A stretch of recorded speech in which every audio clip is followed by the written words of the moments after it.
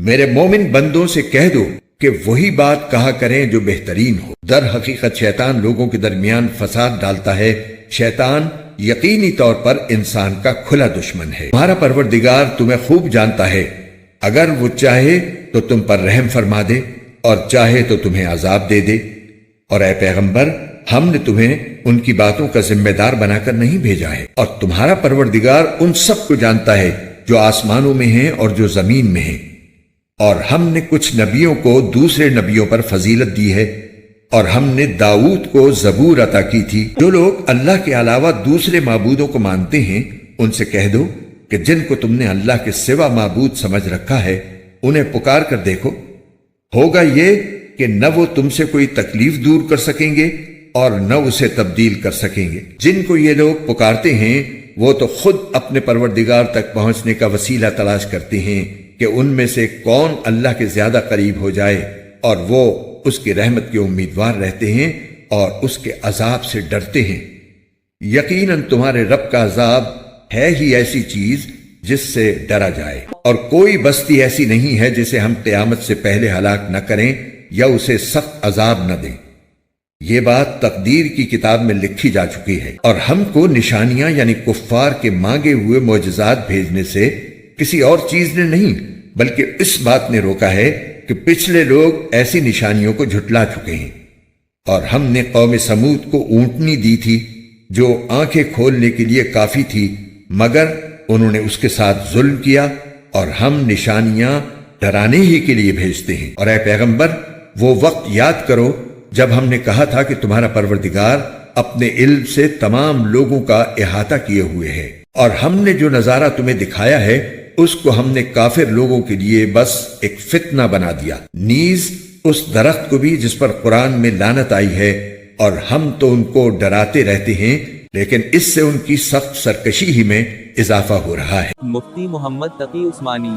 آیت نمبر 53۔ تفسیر۔ اس آیت میں مسلمانوں کو تاکید کی گئی ہے کہ جب ان کی کافروں کے ساتھ گفتگو ہو تو ان کے ساتھ بھی خوش اسلوبی کے ساتھ بات کیا کریں، کیونکہ غصے کے عالم میں سخت قسم کی باتوں سے فائدے کے بجائے نقصان ہوتا ہے، اور ایسی باتیں شیطان اس لیے کہلواتا ہے کہ ان سے فساد پیدا ہو۔ آیت نمبر 57۔ تفسیر۔ اس سے مراد بت نہیں بلکہ وہ فرشتے اور جنات ہیں جن کو مشرکین عرب خدائی کا درجہ دیا کرتے تھے۔ مطلب یہ ہے کہ یہ خدا تو کیا ہوتے خود اللہ تعالیٰ کی مخلوق ہیں، اور اس کے تقرب کے راستے ڈھونڈتے رہتے ہیں۔ آیت نمبر 58۔ تفسیر۔ یعنی اگر کافروں پر ابھی جلدی سے کوئی عذاب نہیں آ رہا ہے تو وہ یہ نہ سمجھی کہ ہمیشہ کے لیے عذاب سے بچ گئے ہیں۔ واقعہ یہ ہے کہ یا تو ان پر کوئی سخت عذاب دنیا ہی میں آ جائے گا، ورنہ قیامت سے پہلے پہلے سبھی کو ہلاک ہونا ہے، اور پھر آخرت میں ان کافروں کو دائمی عذاب ہو کر رہے گا۔ آیت نمبر 59۔ تفسیر۔ حضرت کے متعدد معجزات دیکھنے کے باوجود مشرکین آپ سے نت نئے معجزات کا مطالبہ کرتے رہتے تھے۔ یہ ان مطالبات کا جواب ہے۔ فرمایا جا رہا ہے کہ اللہ تعالیٰ کی سنت یہ ہے کہ جب کافروں کو کوئی فرمائشی معجزہ دکھا دی جاتا ہے اور وہ اس کے باوجود ایمان نہیں لاتے تو انہیں عذاب سے ہلاک کر دی جاتا ہے، جس کی ایک مثال یہ ہے کہ قوم سمود کے مطالبے پر پہاڑ سے اونٹنی نکال دی تھی، مگر وہ پھر بھی نہ مانے، اس لیے عذاب کا شکار ہوئے۔ اللہ تعالیٰ کو معلوم ہے کہ یہ مشرکین عرب بھی فرمائشی معجزہ دیکھنے کے باوجود اسی طرح پیغمبر کو جھٹلاتے رہیں گے جس طرح پچھلی قوموں نے جھٹلایا تھا، چونکہ ابھی ان کو ہلاک کرنا اللہ تعالیٰ کی حکمت کو منظور نہیں ہے، اس لیے فرمائشی معجزات نہیں دکھائے جا رہے ہیں۔